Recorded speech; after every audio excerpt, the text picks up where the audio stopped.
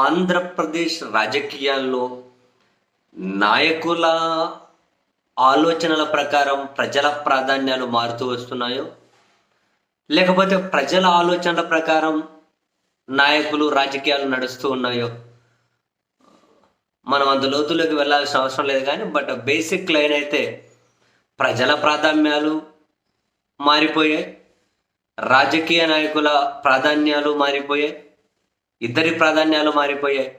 And ప్రజల అవసరాలు అయితే ఏముంది, ఇవొకటే కాదు, పాపపుణ్యాలు, న్యాయ అన్యాయాలు, ఇవన్నీ కూడా మొత్తం కుడి ఎడమైంది, ఎడమ కుడి అవుతూ పోతూ ఉంది అన్నది.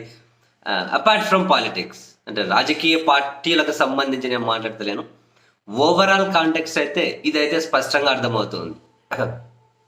ప్రాధాన్యాలు మారుతూ పోతూ ఉన్నాయి.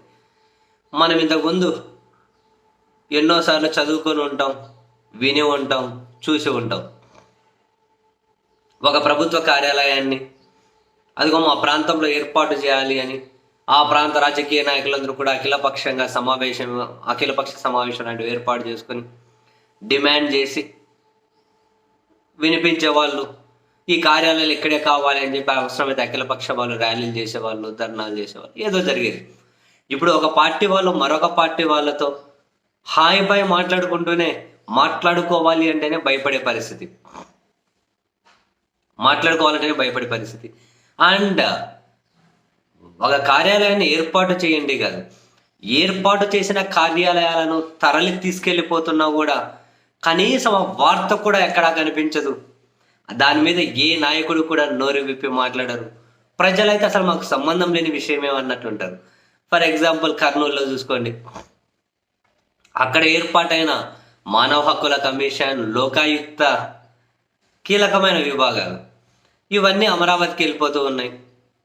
అసలు ఎక్కడే కూడా ఇది ఒక వార్త కూడా కావట్లేదు. ప్రజలకు అవసరం లేకుండా పోయింది, నాయకులకు అవసరం పోయింది. అసలు ఎక్కడే కూడా తాత్కాలికంగా మన ప్రయోజనాలు నెరవేరాలి, తాత్కాలికంగా మన అవసరాలు, అంటే అవసరము ప్రయోజనం ఏంటంటే తాత్కాలికంగా రాజకీయమే. ఆ రాజకీయం కూడా ప్రజలు మనల్ని అదో ఈ కార్యాలయం గురించి మాట్లాడకపోతే మనల్ని ఏమైనా నిందిస్తారేమో, ఈ కార్యాలయం గురించి మాట్లాడకపోతే ప్రజలు మనల్ని ఏమైనా క్వశ్చన్ చేస్తారేమో, ఎన్నికల్లో ఇది ఒక ప్రాధాన్యత అంశం అవుతుందేమో, అటువంటి భయం ఎవరికి లేదు. అటువంటి భయము ఎవరికి అవసరం లేదు.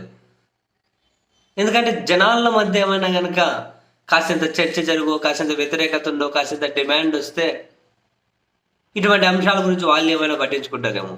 అంతా ఏమైపోయింది, ఎన్నికలు వచ్చినప్పుడు కాసింత డబ్బులు ఇస్తే సరిపోతుందని చెప్పి ఆ ధ్యాసలో ఉన్నారు. ఏమో మరి అసలు ఎంత దారుణంగా తయారైపోయినాయి అంటే కేవలం పై స్థాయిలో పాలకులు ఎవరైతే ఉంటారో ఒకరో ఇద్దరు కంప్లీట్గా వాళ్ళ ఆలోచనల ప్రకారం, ఆలోచనల వెనక వాళ్ళ స్వప్రయోజనాలు ఉన్నాయా, ఆర్థిక ప్రయోజనాలు ఉన్నాయా, సామాజిక వర్గ ప్రయోజనాలు ఉన్నాయా, ప్రాంత ప్రయోజనాలు ఉన్నాయా, ఏదో ఒకటి ఉన్నాయా లేవా అనే ఆలోచన కూడా ఎవరికి ఏమీ ఉండక్కర్లేదు. మన ప్రాంతం, మన ప్రజలు, ఫర్ ఎగ్జాంపుల్ రాయలసీమని తీసుకోండి, ఎంతో వెనకబడి ఉన్న ప్రాంతం. ఎప్పటి నుంచో 5.5 దశాబ్దాల కిందటే ఒక రాజధానిని త్యాగం చేశారు కదా. ఇప్పుడు విభజిత ఆంధ్రప్రదేశ్లో అయినా కూడా కాస్తో కూస్తో పాలన వికేంద్రీకరణలో ఆ ప్రాంతానికి న్యాయం జరగాలి కదా అనేది బేసిక్ న్యాయపరమైన లైన్. ఎవరు పట్టించుకుంటున్నది ఎవరు, అడిగేది ఎవరు, డిమాండ్ చేసేది ఎవరు? పైపెచ్చి ఇప్పుడు అలా అడుగుతూ ఉంటే, డిమాండ్ చేస్తూ ఉంటే అది ఒక పెద్ద బూత్ అయిపోయింది. నాలాంటి వాడు ఆడో నెత్తుకొట్టుకుంటే అది అసలు భరించలేని విమర్శ అయిపోయింది, భరించలేని బూత్ అయిపోతుంది. అసలు నాయకుల ప్రాధాన్యాలు, ప్రజల ప్రాధాన్యాలు మారినాయి అనడానికి ఇంతకు మించి ఏమైనా కనుక సాక్ష్యాలు కావాలా? కళ్ళ ముందు కనిపించే ఒక సాక్ష్యమే కదా. ఆంధ్రప్రదేశ్ విభజింపబడ్డ తర్వాత అయినా ఏమైంది ఇక్కడ?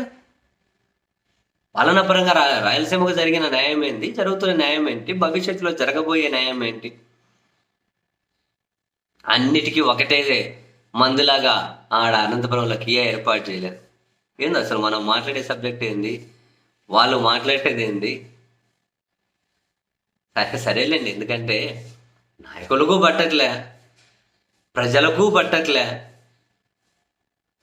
అనవసరంగా గొంతు చించుకొని ఆడో ఈడో నాలంటాడు ఆరోగ్యం పాడు చేసుకోవడం ఒకటే, ఇంకా అంతకు మించి ఏముంది?